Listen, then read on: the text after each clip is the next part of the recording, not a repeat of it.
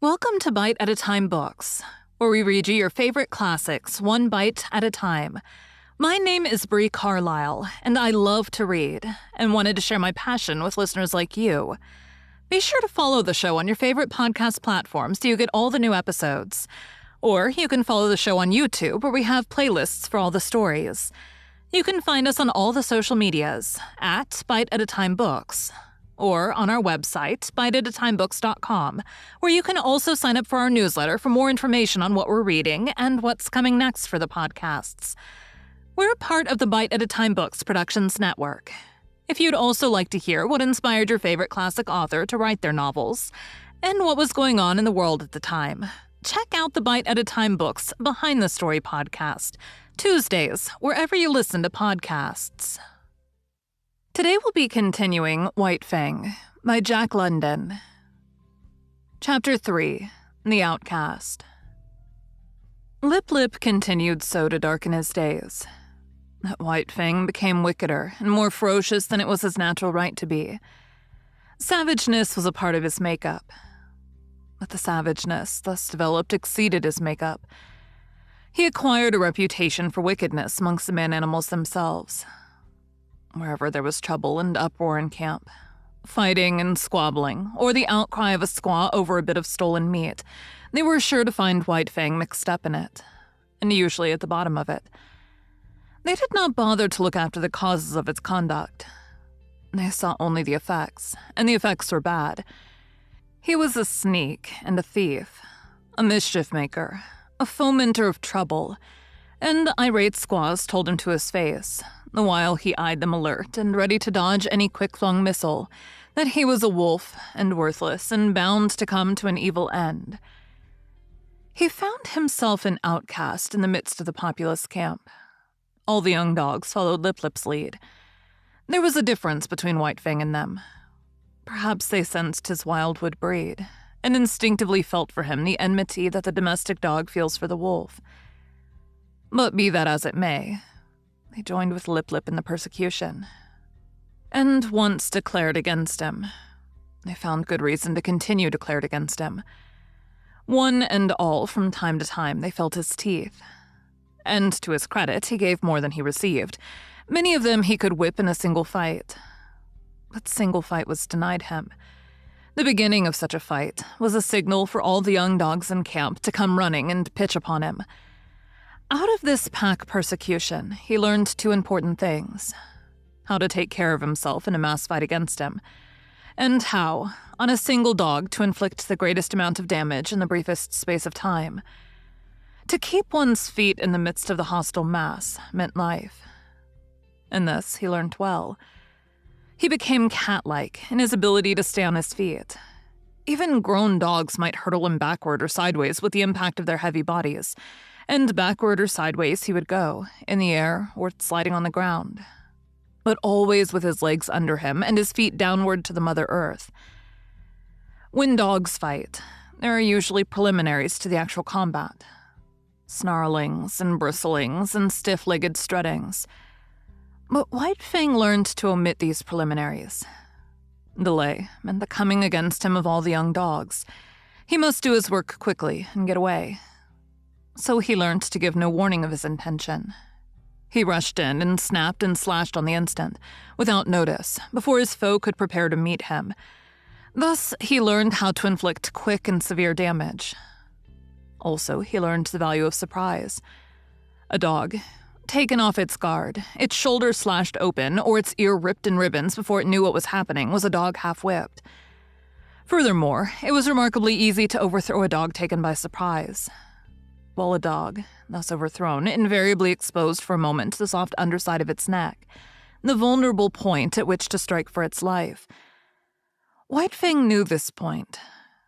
It was a knowledge bequeathed to him directly from the hunting generation of wolves. So it was that White Fang's method when he took the offensive was, first, to find a young dog alone. Second, to surprise it and knock it off its feet. And third, to drive in with his teeth at the soft throat. Being but partly grown, his jaws had not yet become large enough nor strong enough to make his throat attack deadly. But many a young dog went around camp with a lacerated throat in token of White Fang's intention. And one day, catching one of his enemies alone on the edge of the woods, he managed, by repeatedly overthrowing him and attacking the throat, to cut the great vein and let out the life. There was a great row that night. He had been observed. The news had been carried to the dead dog's master. The squaws remembered all the instances of stolen meat, and Grey Beaver was beset by many angry voices. But he resolutely held the door of his teepee, inside which he had placed the culprit, and refused to permit the vengeance for which his tribespeople clamored. White Fang became hated by man and dog. During this period of his development, he never knew a moment's security. The tooth of every dog was against him, the hand of every man.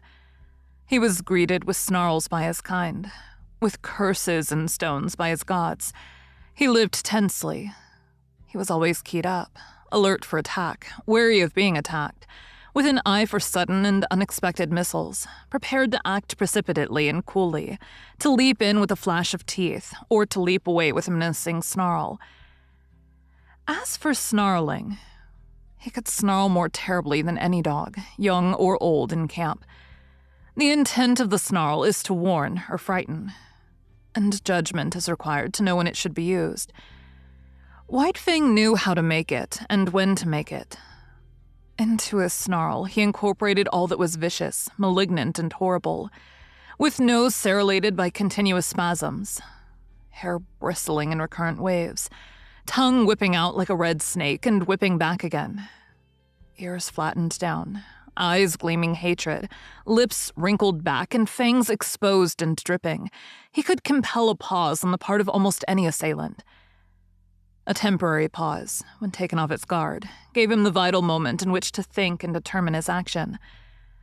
But often a pause so gained lengthened out until it evolved into a complete cessation from the attack. And before more than one of the grown dogs, White Fang's snarl enabled him to beat an honorable retreat. An outcast himself from the pack of the part-grown dogs, his sanguinary methods and remarkable efficiency made the pack pay for its persecution of him. Not permitted himself to run with the pack. The curious state of affairs obtained that no member of the pack could run outside the pack. White Fang would not permit it.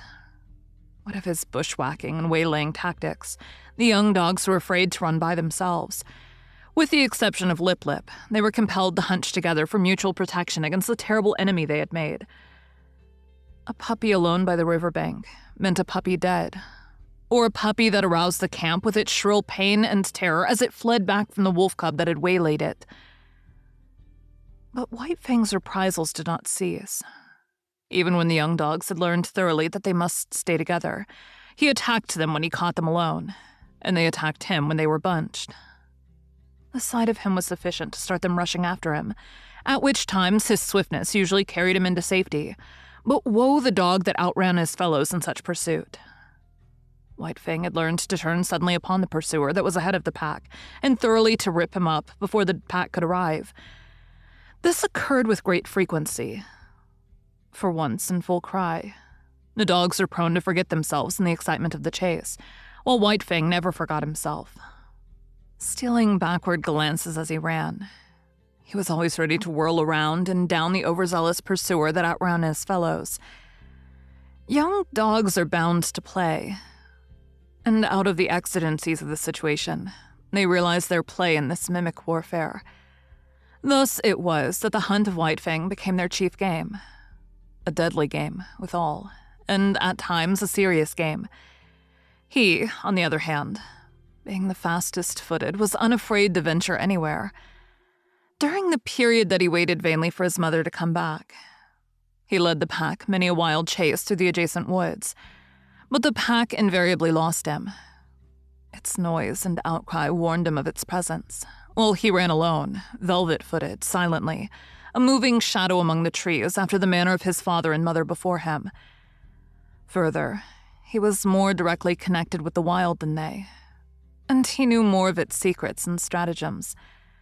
A favorite trick of his was to lose his trail in running water, and then lie quietly in a nearby thicket, while their baffled cries arose around him. Hated by his kind and by mankind, Indomitable, perpetually warred upon, and himself waging perpetual war, his development was rapid and one-sided. This was no soil for kindliness and affection to blossom in. Of such things he had not the faintest glimmering. The code, he learned, was to obey the strong and to oppress the weak. Grey Beaver was a god, and strong. Therefore, White Fang obeyed him. But the dog younger or smaller than himself was weak, a thing to be destroyed. His development was in the direction of power. In order to face the constant danger of hurt, and even of destruction, his predatory and protective faculties were unduly developed.